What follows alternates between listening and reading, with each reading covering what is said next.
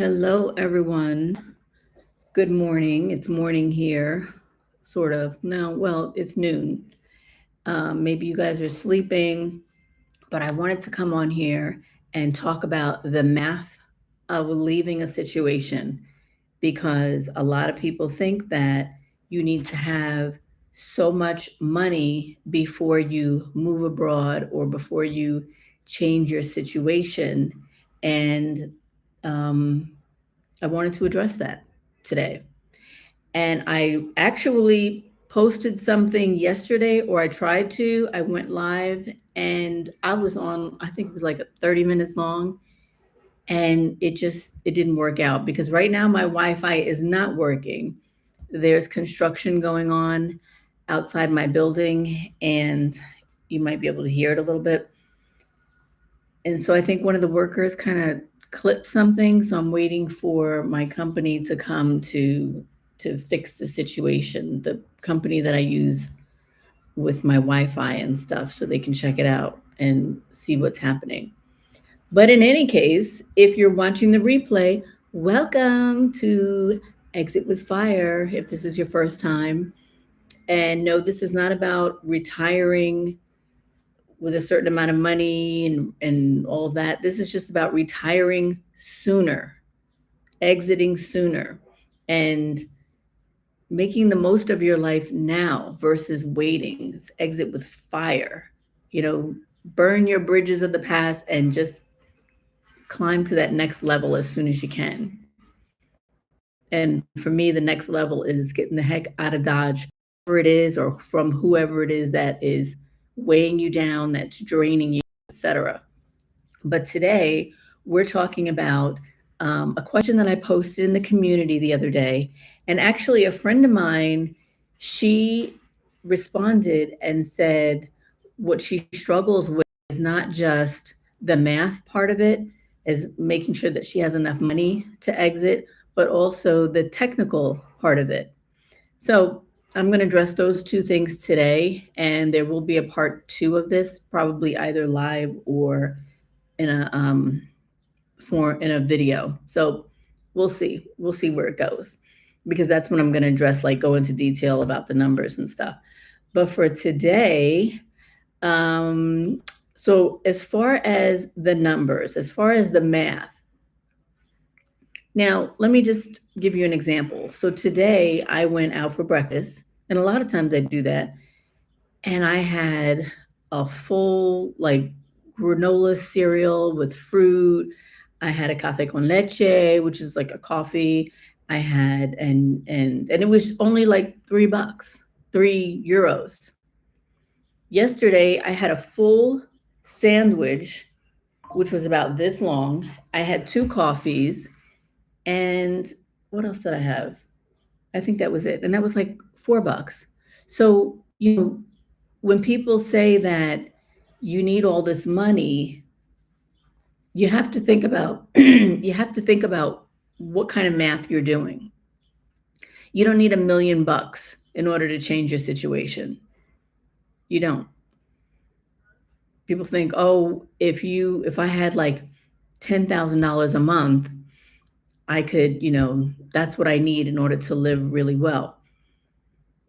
Yeah, you would be wealthy in a lot of places. You would have maid service, you would have a chef, a private chef. Like, you would be living really large someplace else other than the US. And I'm talking about US versus pretty much anywhere else. Okay, not the UK, but anywhere outside of the United States. And you just don't need that much money, because what happens is when you go somewhere else, you have to change your math also. Your math doesn't stay the same as it did in the US. So your numbers change, the cost, because the cost of living changes. And that means, like here, I don't need a lot. And I'm not into all the like designer labels and stuff. And I don't need to be, because in America, in order to get something, for the most part, in my opinion, in order to get something of really good quality, you have to pay more money. Here, it's not like that. Like the other day, I got two tops, and they're simple, good quality tops, 100% cotton with 5% elastic in it, and they're stylish. One of them was $6, and the other one was 7. Like, you know, this is the kind of thing that we're paying for, and it's so much simpler when you go away or when you move abroad, because nobody's comparing you to anyone else. Nobody's judging you about what you have on or what you're, eating. People drink here at 11 o'clock, 10 o'clock in the morning. They have their cerveza, they have their beers or something. So it doesn't even matter. Like, there's no comparison to what you're doing in the US. So the money is just different. For example, in the US, for where I'm living right now, I would be paying, what would I be paying? This is a 4-bedroom condo with a balcony, and it's in the center of like everything. I couldn't even tell you how much I'd pay for it in America. But here it's just, everything is just so much cheaper. The utilities are cheaper, and there's a homeowners association here, which is like dirt cheap.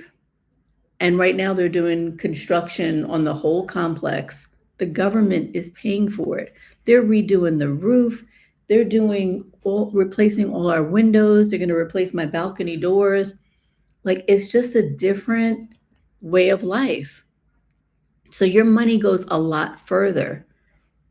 And I say all this to say, I hear a lot of people commenting that they have to have a certain amount of money, or they want to pay off all these bills before they make their exit. And I'm here to tell you, you don't have to do that. If you still have money coming in or a pension coming in, you hear that sound? That's the workers in those lifts that go up the buildings. That's what that noise is. If you have a certain amount of money coming in from the US, you use that money and you're going to live large somewhere else. I've been to like 5 different countries now since I left the US about a year ago.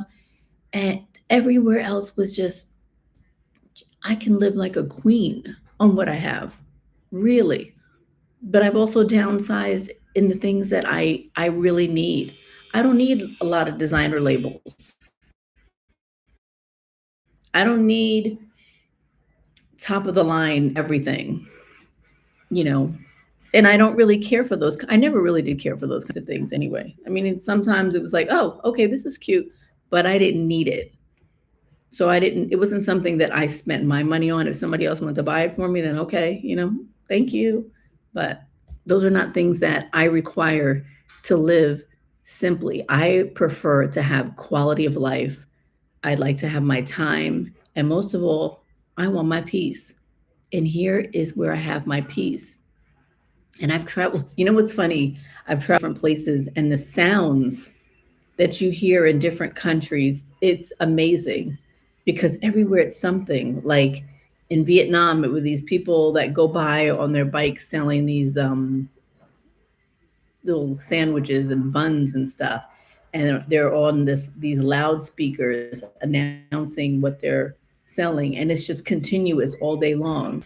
In Thailand, it's something similar. They're selling things on trucks and stuff with a big megaphone. And I also, when I was living there was a gunshot. There was a shooting range near me. So that was very loud. And here in Spain, it's the church bells. The church bells are always ringing. And I'm like, what? It's not even on the hour. So I don't know I'm not sure why they ring and why they do. I don't know. I haven't figured that out yet. And there's also fireworks going on all the time, because they're always celebrating something. Every single week, if not every couple of days, there's fireworks going on. I'm surprised there aren't any right now, but I guess it's too early. But last night, like toward 4 p.m., it started fireworks. And it's not, really loud, but it's still, you can hear them in the distance. And when I was taking the dog out, I know I'm going on a tangent right now, but this is part of what you want to acquire. You want, if you want that peace, there's still something in everywhere you go, but this is still a peaceful setting for me. And I'm at peace because I don't need a whole lot, and the money that you think you need, you just really don't. Hi, Krista. Hey. Oh, I'm so glad that you joined my chat. Thank you. Thank you. Appreciate that. So I guess most people are going to be watching on the replay. That's what I'm assuming, since not that many are here right now, but that's fine. I say what I have to say and I go off on my tangents, and most of the time I end up talking to myself anyway for a while. You saw I was live. Thank you. I appreciate it. Yeah, I'm talking about the math that people think you have to have all this money to move abroad or to get out of their situation and you want to travel overseas. And I'm telling people you don't have to. You really don't, because things are cheaper overseas. When I was in Peru, is it much cheaper than even here in Spain? So where else? Thailand's cheaper. Vietnam was cheaper. I'm going somewhere next week and, we'll see, but I hear that it's a lot cheaper there too. But there's a lot of beautiful places all over the world where you don't need $2,500 a month even to, if you're by yourself. You just don't need that much money in order to live comfortably. I was just talking about that this morning. People get in their heads that they have to be rich to move around our world. Exactly. And I think that's a conditioning, especially I know in the US. We are conditioned to believe that you got to have all this money and it's the haves and the have nots. And if you don't have, you can't do anything. You're stuck. And that's just not true. I'm so thankful that I woke up out of that and got out of that mentality. And really, what caused me to do that was just the belief that, you know what, I deserve more and I'm going crazy here. And I'm going crazy here and I have to leave. And I think for my own sanity, I don't know what's going to happen on the other side, but I'm just going to take the leap. And I did. And let me tell you, it was the best thing ever. And it's just been working out beautifully. Canada is conditioned the same way. I believe it. I believe it. Yeah. A lot of people are leaving from Canada. I know you said that you can only leave for 6 months, though, right? And then you got to go back. I can't even imagine. That's so controlling for a country to do that. Um, yeah, that's. But thank you. Yeah, good for you. Yeah. I mean, we have to be able to at least travel to other parts of the world to see how other people are living, to see that, there's more to life outside of where you are. And you can have a really nice life somewhere else, you know. And to address like the technical part, I'm sure there are different rules for different circumstances. Okay, that makes sense. Yeah. Um, so my friend who answered my post in the community, she also said that the technical part was an issue for her because she's not sure how she would grow her business. And right now I'm using my laptop and my phone. And I'm using my phone to pair to my laptop since Wi-Fi is not working right now. I still have international plan on my phone at least. So, you work things out as you go. There's a way to do all of it, a way around everything. You need a signal, maybe a laptop, but you can use your phone. I use my phone for my video because, I do YouTube all the time. I whip it out. I keep it in my pocket. I whip it out when I need to take some video footage and I post it. Bam. When I have a coaching call with a client and I need to talk to them, I'm using my phone. It's nothing complicated. You can have a whole business from your phone and your laptop. That's all you need. That's exactly it. People think they need all the bells and whistles for tech gear. Yeah, you really don't.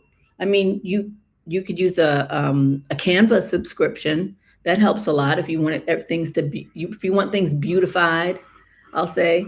But Canva's great. I use Canva for everything.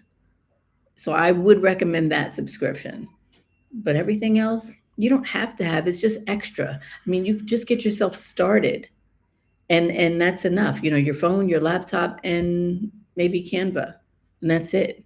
But you don't even need that because you can do a lot of things on your phone too. Because everything is competitive. So Apple comes out with certain things where you can edit pictures and things like that. A lot of a lot of the apps are free that you can download from the Apple Store in order to edit those kinds of things too. Phone and computer, that's it. Exactly. That's what I'm saying. So you don't need to buy a $3,000 setup and have the most fanciest camera. It's not needed. Get started, make your exit, and go from there. Like, don't wait. I started when I was still commuting 9 to 5, and it was a 9 to 5 job, but I was working 12-hour days. And I would start at my job when everybody left and I was still getting work done and stuff. And I said, okay, you know what? While I'm here, I'm going to make a video about what I'm going through. That's how I started documenting my journey while I was at work. And I would stay there for 12 hours and I would videotape and edit and then come home, and I would be up till like 1, 2 o'clock in the morning because I had a plan at that point to get out of there. So I didn't know how it was going to come about, but I said, you know what? If I just keep moving to the next step, just keep going and keep progressing, is going to, it's just going to, something's going to happen for me. And that bridge, all of this other stuff that I'm doing that I can't stand, that's draining me, is going to fall away. And it did. It really did. I know a bunch of creators that only use their phones to edit. Yeah. Yeah. I did that for a long time too. I still do that sometimes, like for social media and stuff. I just use my phone. It's just easier because if I'm in a pinch and I'm outside and I want to post it right away, I'll film, edit, and post. That's it. What would you say helped you grow your channel? I'm not sure if you're monetized or not. Um, what helped me grow my channel was being consistent, just being consistent, because that and probably like your thumbnails and things like that. I really had to go all in on that kind of stuff, and I changed my whole way of doing that, and I have a course for it on my school platform. But yeah, that's what helped me, because I was simply talking about whatever I was going through at the time. And someone commented not too long ago about, oh, you keep talking about your job and maybe you should move on from that topic. I was like, but that's my life. That was a whole big part of it. That's what I'm talking about. For people to leave their jobs, why in the world would I stop talking about that? Because I'm telling people to leave their 9 to 5s, create your own, exit earlier. Don't wait for your 9 to 5 to tell you, okay, you know what? I think I've drained you enough. You can barely move now. Now you can leave. That no, no, no, we're not doing that. We're not doing that. We are in control. We're going to tell them when we're leaving. Okay, I've had enough here, and now I'm parlaying it into something else. So start your exit now, wherever you are. If your health is at risk, start your exit. Make a plan. And that's why I keep saying, like, book a clarity call with me, because I will help you map out 30 days. If you really want to go, I'll help you map that out for 30 days, your next 30 days, your plan, your skill set, your money, whatever you need to do, so that we can get it going. Because we don't have time to waste. My body was falling apart. I could barely walk at a certain point. And I was like, how, I can't, I'm not even 60 yet. Like, how am I going to be doing this? I can't even tell you what I'm going to be like in 5 years from now if I feel like this now. and I couldn't wait until I had $1 million in the bank. I didn't even have close to that. And I said, you know what? I don't know how it's going to work out, but God, if you put it in my heart to leave, you know best. And I left. And I haven't looked back. I have not looked back, and because the back, it's not there anymore. It's a new view. That bridge is burned down. Um, I always say make a plan and step into it. You have to begin and keep moving. You have to. How do you think your direction may be going with so many people being forced into an exit with AI coming on fast? Are you saying that they're forced into an exit because of AI?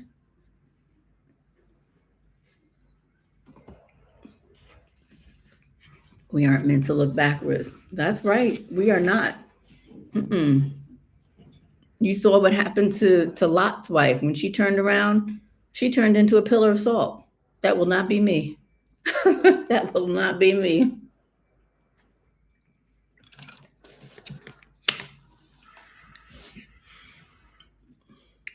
Yeah. So we have to make sure that we make our exits, and they aren't prepared for how many jobs will be taken over with AI. People aren't prepared that it's okay.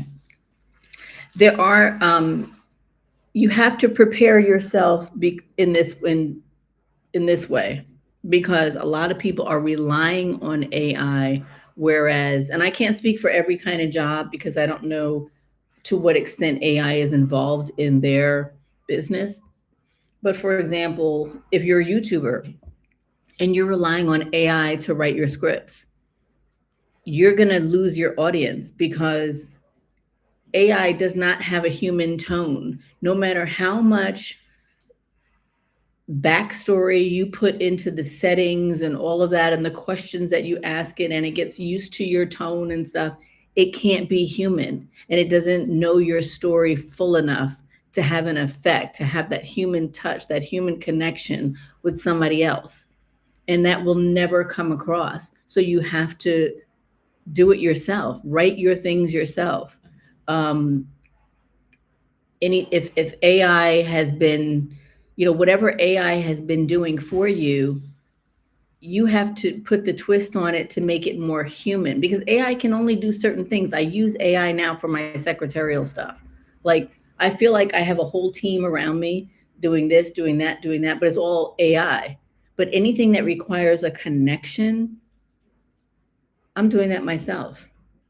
I'm not going to have AI get on a phone call with me and do a coaching call, because AI don't know this person. He doesn't know this woman. And he can't begin to understand her story.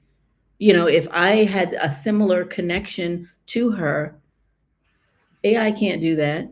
Only I can relate to this woman a certain way, and have that heartfelt sympathy and respond back to her the way she needs to be fed and supported. So AI can't do that. For instance, there's a pilot program right now where takeout is being delivered by drones. So those drones are taking over the delivery jobs. That's just a tiny example. Okay. Well, in that case, I guess what I meant for you is that AI is taking over people's jobs before they have made a plan to exit. You're caught off guard is what I meant. And how do you think that will affect you? Well, look, like I said, I'm all about human connection. And I think that that's what everything, what it boils down to. There's got to be a way for, I know certain people, yeah, you might be in a delivery service right now, but you have to start thinking ahead of what's coming down the pike. When COVID came, some people lost everything and other people made millions. Why? Because they said, hey, you know what, we're in COVID times and you can't get out of the house, and people are, I'm going to invest in toilet paper and paper, because paper products were like blowing up. People couldn't get enough of it because they were always home, and they made more money. Like when people were invested in masks, and things like that. You have to start thinking ahead about what's coming down the pike. So for people who are like in a delivery service, you might start thinking there's only one you. So how can you help other people?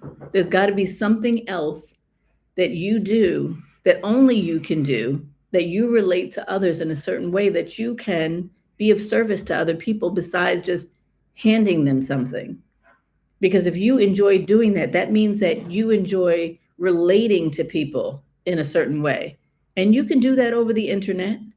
You can certainly do that over the internet, but you have to start planning it out. What else can you do? What else can you teach? What other skills do you have? And that it we used to be a bartering system. Before all this designer everything and keeping up with the Joneses and stuff, it was just all about bartering. What other service can you provide that people need? AI can be used to simplify so many tasks, and it's coming whether people want it or not, but it doesn't have empathy and lived experiences, like you said. Exactly. That's exactly it. Yeah. I see somebody else is on the chat, but I can't see the names. Ooh, what's that? I don't even know what that is. So, you don't need expensive equipment to start a business online. You don't need a whole bunch of money to make an exit if you want to move abroad. It can be very, simple. I am going to go into the numbers more deeply in another video, but I just wanted to say that part at least. Like, don't wait. Don't wait for your health to keep declining. Don't wait for somebody else's permission. I have a video coming out now. As soon as my Wi-Fi is back on, as soon as they come and fix that, then I'm going to post that. And that has to do with waiting for your kids. A lot of people are waiting for your kids to graduate to do what they need to do. So that's what that video is about. So stay tuned for that. And hopefully these people are going to call me. No, I haven't missed any phone calls. I don't know but everything's slower overseas. Everything is so much slower. That's the only thing. Like when I go to a restaurant, this morning I was at a cafe and I was eating. It was so cheap. I had a whole big bowl of granola and all kinds of fruit and yogurt and honey and a cafe con leche. It was delicious. And it was only like $3 or $4 euros. And it was great just sitting there, but I had to wait and wait and wait for them to come around and finally ask me, okay, what would you like? And then and so what I do now is once they bring me my food, if I know I don't want anything else, I ask for the bill right away so I can pay and I don't have to sit there and wait, because it's a whole custom where people will just sit there for hours just talking. And I'm talking to my dog. He's sitting across from me because all of these places here, it's so lovely because they let, dogs can go in the establishments, and he sits either on my lap or in a chair next to me. And I just have a blast, and just so much peace, and it's wonderful. And it's actually, this one's a new place they just opened around the corner for me, and they're playing this mellow jazz music. It was just so awesome. I love it here. I really do. I don't see anyone else talking. They may just be listening. Oh, yeah. So if anybody has a question for me, let me know. We were talking about the math that you don't need a whole lot of money to move abroad. If you want to make your exit from your current situation, then you can get out sooner versus later. Like I had a whole pile of medical bills. I mean, a pile, thousands of dollars. And I moved with them because I just couldn't take it anymore. And what was I going to, my money was still the same when I moved. Before I left, I did pay off a lot of other bills that I had.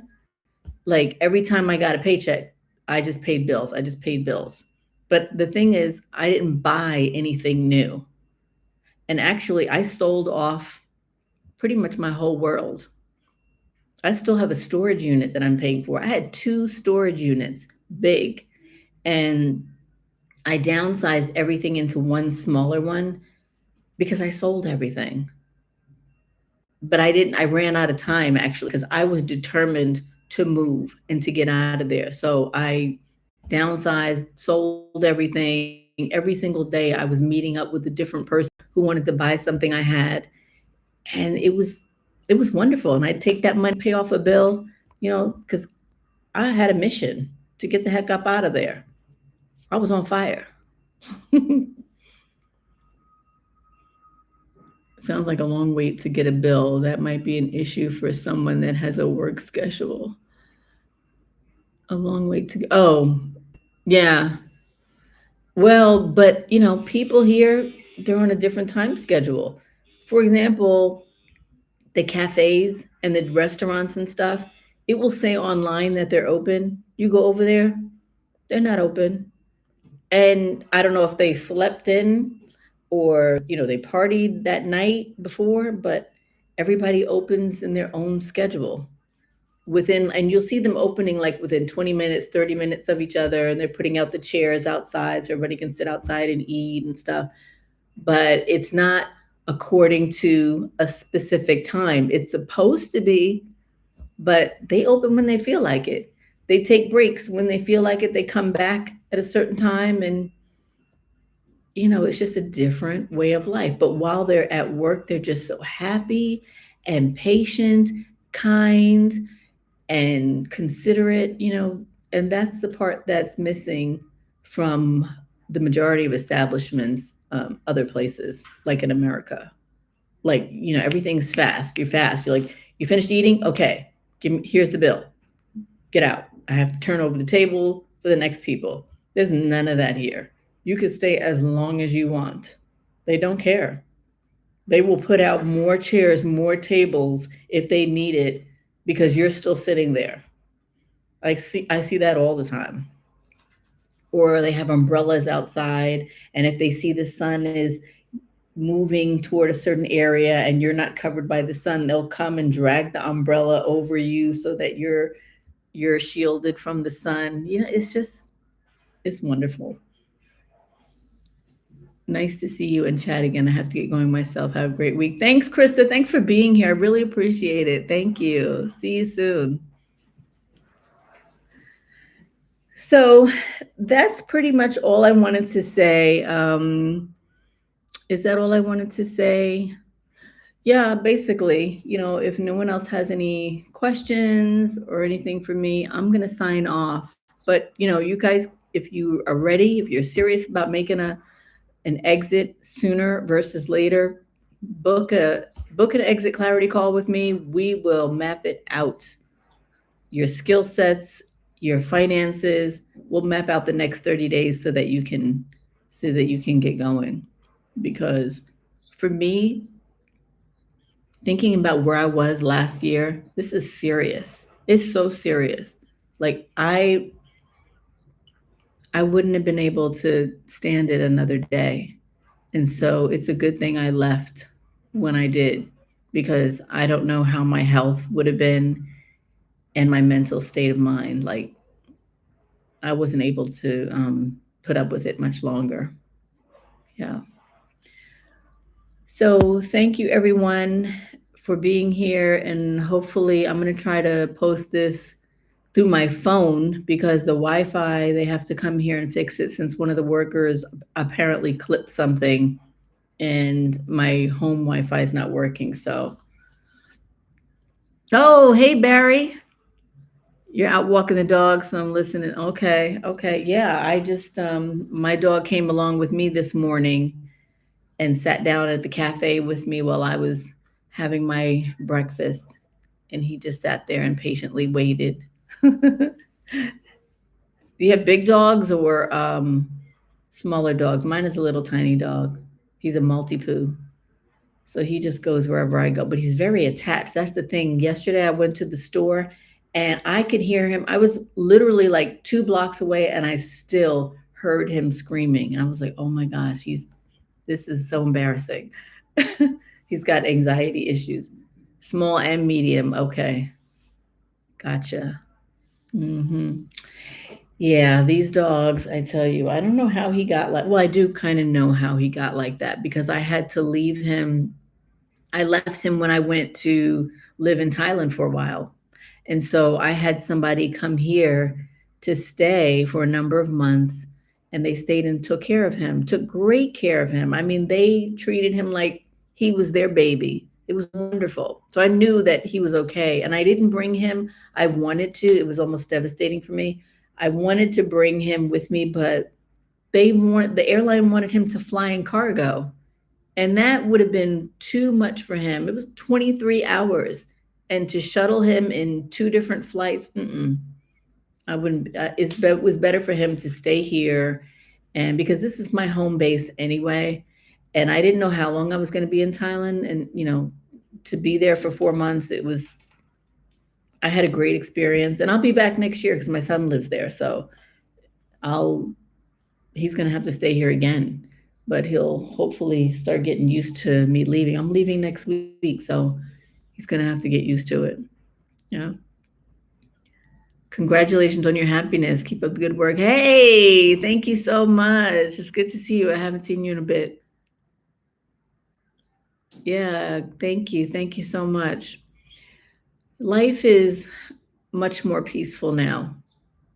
Because I remember my earlier videos where I was stressed to the hilt and upset all the time, thinking about like what I was being put through at that job and in the relationship. I don't think I talk so much about the relationship just for the fact that I was in one that I needed to exit from. But and I did say that it was a 6.5 year relationship, and I needed to exit out of it, and which I did. I exited out of both of those things, the job and the relationship, because when you're going nowhere in a situation, like, why would you bother staying? That there's just no reason for that because it's not serving you.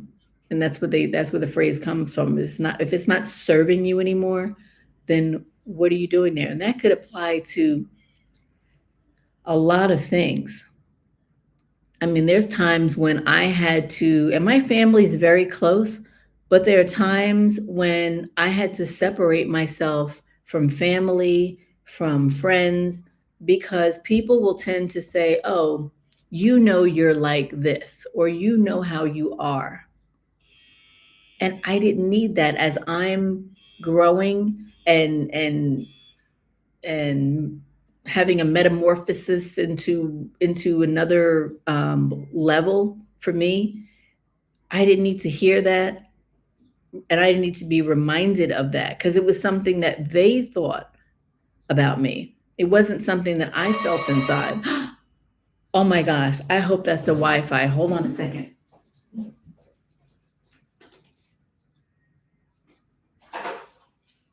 Hola. Sí.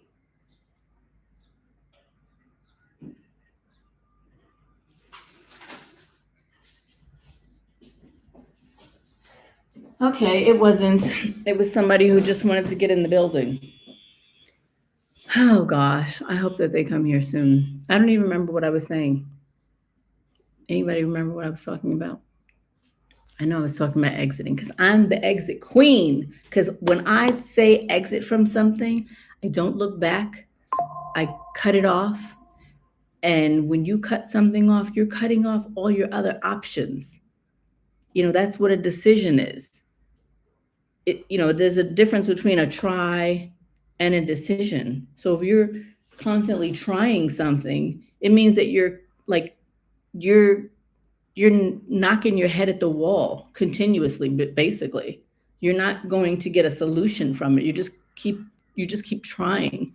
But when you decide something, that means, okay, I have no choice but to work this out.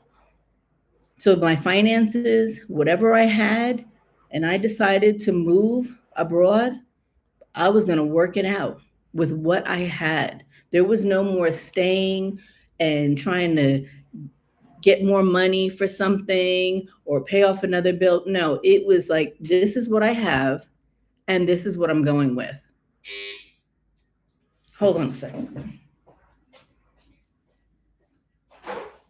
Hello?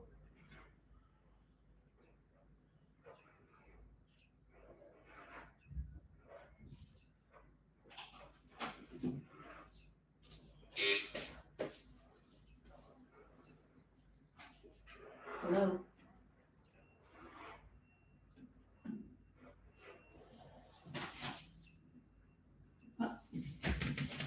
Hi.